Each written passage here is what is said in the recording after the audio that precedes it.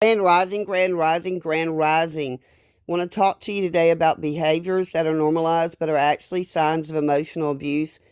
I have been watching, observing, being hurt by a supposedly celebrity mindset coach who thinks she's worth $6,000 who won't even talk to me. That's emotional abuse. I saved her life and she didn't get her money fast enough and she just cut off all communications. That's emotional abuse. It's not okay. And it hurts. So, emotional abuse, these 7 things, we'll go over them quickly and I'll talk about them. Putting others down, saying, oh, you're just too sensitive. I'm joking. Don't ever let someone tell you you're too sensitive. Your sensitivity is an empath, or sensitivity is a gift, it is a weapon. The silent treatment, withholding affection. So, by this coach not talking to me, knowing that my mother did this to me, you can't force someone to talk to you. It's mental. It's made me sick. For 11 weeks, I have been sick to my stomach, off balance, migraines, and it's anger. It's inflammation all through my body. They don't care. It's all about control, little Miss Dominatrix. Yeah, I found out they were dominatrix.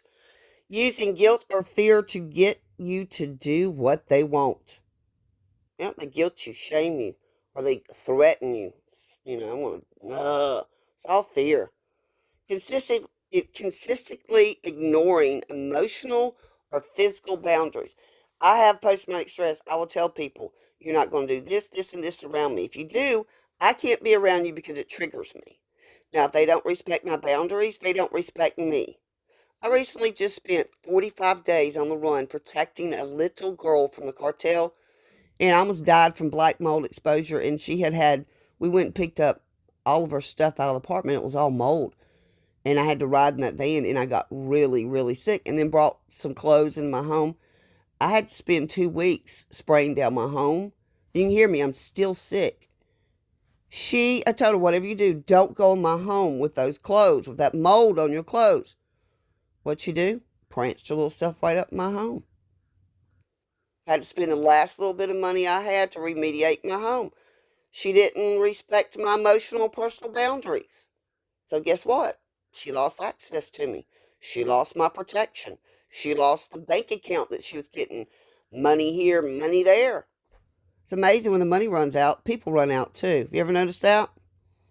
Consistently ignoring emotional or physical boundaries is what we just talked about. Denying, belittling, laughing at your emotions, especially when you need support or seek support. Little girl just helped tell me her ex-husband used to laugh at her when she cried. I went, oh my gosh, that's terrible. Laughed at her in her pain. People, if someone laughs while you're hurting or struggling or doesn't talk to you or tries to control you and manipulate you because you're not behaving the way they want, that's manipulation. That is emotional abuse. An alternating between warmth and coldness. I love you. Get away from me. I love you. You're not welcome here. I love you. Don't come here again. It messes with people's brains. Do you realize that emotional abuse takes 6 years for each incident? So this mindset coach has three times emotionally punched my buttons and then not allowed me to communicate to like clear the air. It's all about control. I love you. I don't love you. Go away. Come back. That destroys the psyche of someone. Implying or directing, stating that you'll be abandoned if you don't comply with certain demands or behaviors.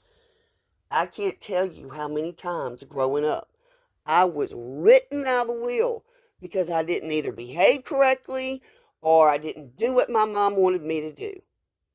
So she withheld affection, she withheld communication, and she withheld money a lot of times.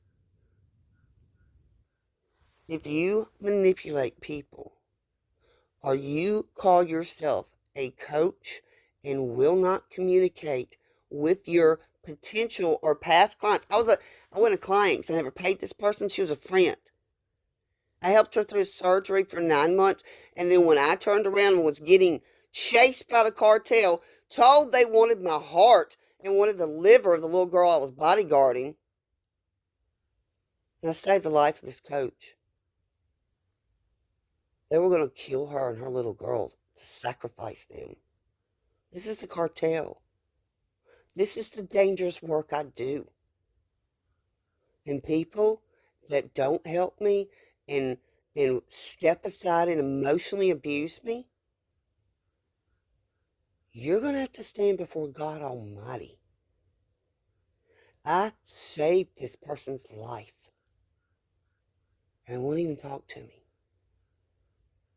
This mental and emotional abuse.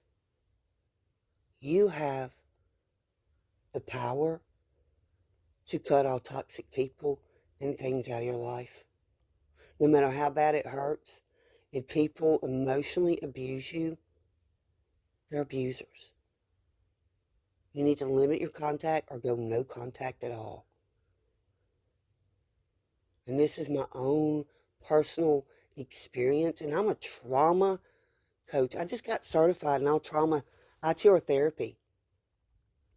What's being done to me is abuse. Don't let people abuse you. Have healthy boundaries. Make people respect you, because you teach people how to treat you. You do.